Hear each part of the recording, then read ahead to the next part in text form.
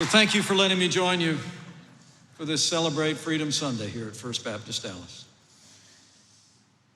I would have just come just to sit in a pew because it has been good for my heart to worship with you all this morning. And let me also say, it's the greatest honor of my life to be your vice president, and I thank you for myself and for my family.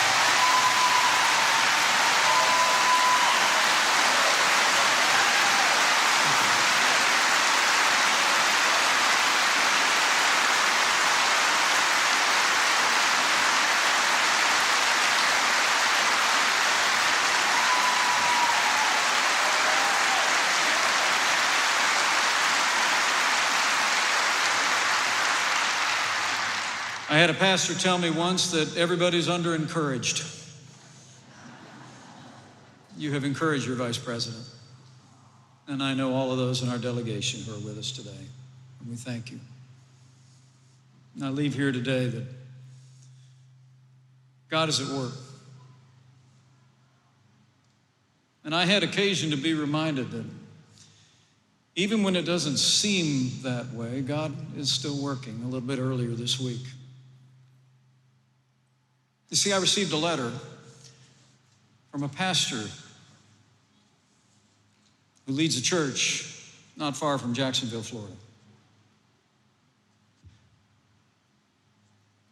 He told me of a time that he and his new bride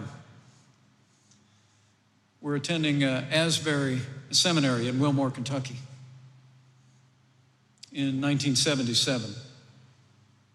It was a place where they held in the spring every year a Christian music festival. They'd present the gospel with preachers. They'd present what was then the early versions of contemporary Christian music. Have young people attend from all over the Midwest. But he wrote to me that in 1977 they had decided at the seminary to just continue the event.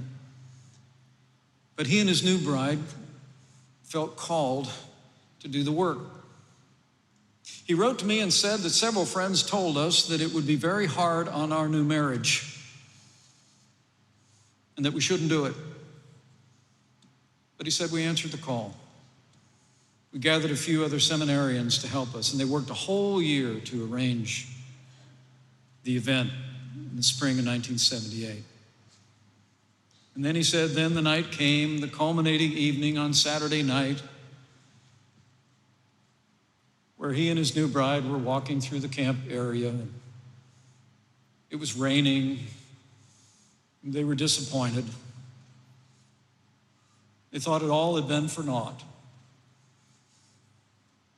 And then he said, and that's because I didn't know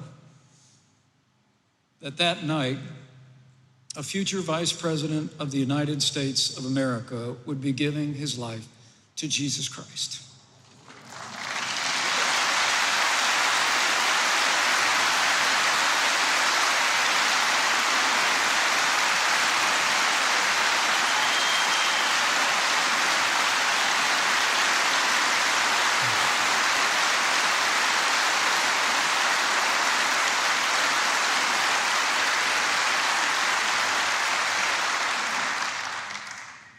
He wrote to me, I cannot write this without tears.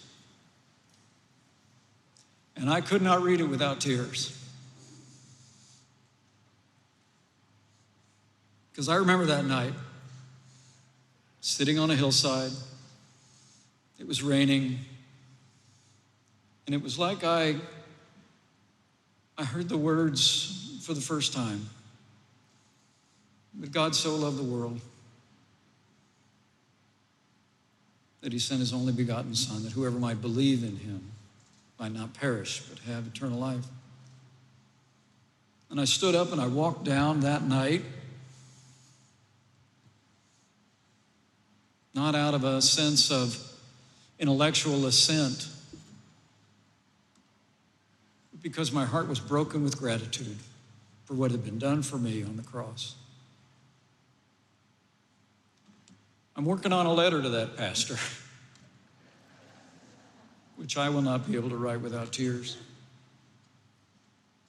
And I'm simply going to say to him and his wife, now I know who else to thank for that night so many years ago. The lesson in his letter was, even when things don't seem like they're going the way we expected, they're going the way he expected.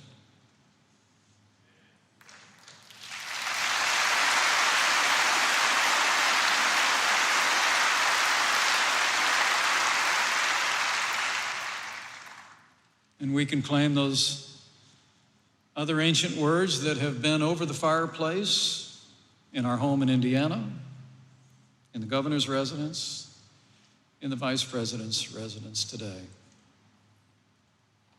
They read, "For I know the plans I have for you, plans to prosper you and not to harm you, plans to give you a hope and a future." And I believe with all my heart, on this Celebrate Freedom Sunday and every day, that if we will but hold fast to him, we'll see our way through these challenging times. We will restore our nation's health. We will renew our freedom, and we will inspire people across this land with our witness of the love and compassion and strength that comes in a personal relationship with Jesus Christ. Thank you for letting me join you today. God bless you, and God bless America.